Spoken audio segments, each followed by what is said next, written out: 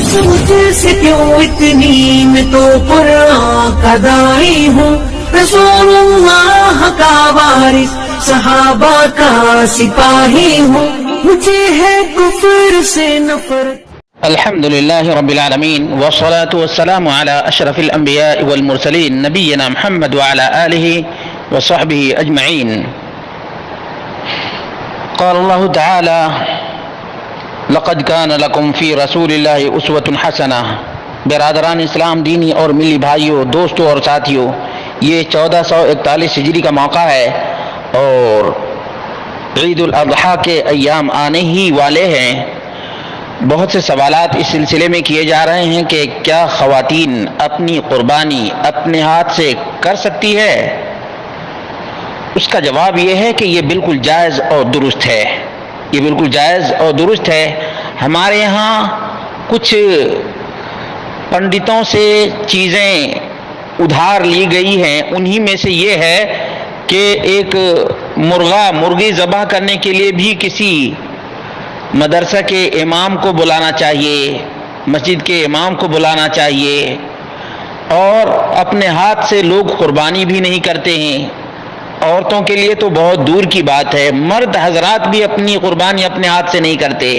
تو آپ کا سوال یہ تھا کہ کیا خواتین اپنے قربانی کے جانور کو اپنے ہاتھ سے ذبح کر سکتی ہیں؟ اس کا جواب یہ ہے کہ بالکل کر سکتی ہیں۔ چنانچہ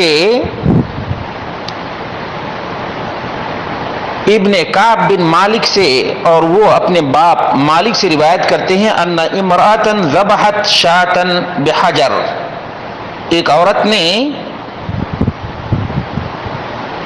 بکری کو دھاری دار پتھر سے ذبح کیا۔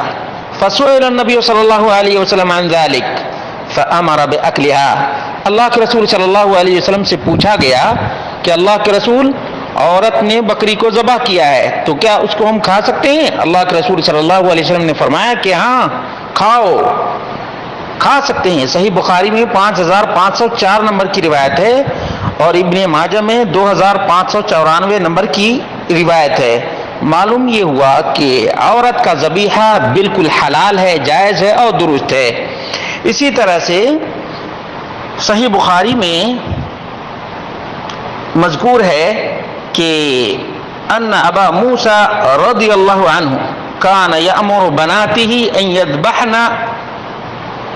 بأیدیہن، کہ ابو موسیٰ اشعری رضی اللہ عنہ اپنی بیٹیوں کو حکم دیا کرتے تھے کہ وہ اپنی قربانیاں اپنے ہاتھوں سے کریں، ان یذبحن نسائکہن بأیدیہن، اپنے ہاتھوں سے اپنی قربانی کریں۔ یہ بالکل صحیح ہے۔ حافظ ابن حجر نے فتح الباری میں اس کو ذکر کیا ہے، مصنف عبد الرزاق میں بھی کتاب المناسک میں موجود ہے، اور اسی طرح سے بہت سے علماء کے فتاوی بھی اس سلسلے میں موجود ہیں۔ چنانچہ علامہ عینی اس سلسلے میں عمدۃ القاری جلد نمبر 21 اور صفحہ نمبر 551 پر ذکر کیا ہے کہ اس حدیث میں دلیل ہے کہ عورتیں جب اچھی طرح ذبح کر سکتی ہوں تو وہ اپنی قربانیاں خود اپنے ہاتھ سے ذبح کر سکتی ہیں۔ اور اسی طرح سے امام بخاری نے باب باندھا ہے، باب ذبیحۃ المرأۃ والامہ، آزاد خاتون کے ذبیحہ کا بیان اور لونڈی کے ذبیحہ کا بیان، اور اس کے تحت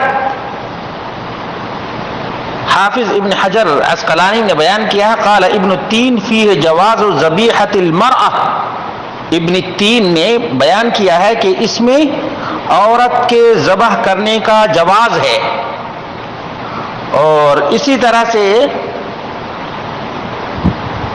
دیگر ائمہ نے بھی بیان کیا ہے، مثال کے طور پر امام بیہقی نے باب باندھا ہے، باب ما جاء فی ذبیحۃ من اطاق الذبح من امرأۃ، وہ عورت جو ذبح کرنے کی طاقت رکھتی ہو، جس کو ذبح کرنے کا سلیقہ معلوم ہو، اس کے ذبیحہ کا بیان، خاتون ذبح کرنے کی طاقت رکھنے والی ہو تو ذبح کر سکتی ہے۔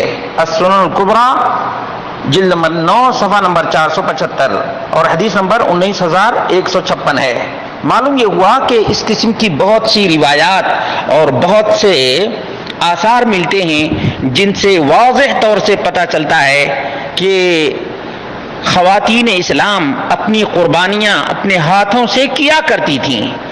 آج ہمارے ہاں عجیب مسئلہ ہے، نہ لوگ اپنے ہاتھ سے، نہ مرد اپنے ہاتھ سے قربانی اپنی کرتے ہیں اور نہ ہی ان کی خواتین تو ویسے بھی آج بزدل ہو گئی ہیں، مرد بھی بزدل ہو گئے ہیں کہ ایک بکرا نہیں ذبح کر سکتے، تو عورتوں کو اور بھی بزدل بنا کر رکھا گیا ہے، حالانکہ یہ بالکل کسی بھی اعتبار سے درست نہیں ہے، نہ دینی اعتبار سے درست ہے اور نہ ہی سماجی اعتبار سے درست ہے اور نہ عقل کے اعتبار سے درست ہے۔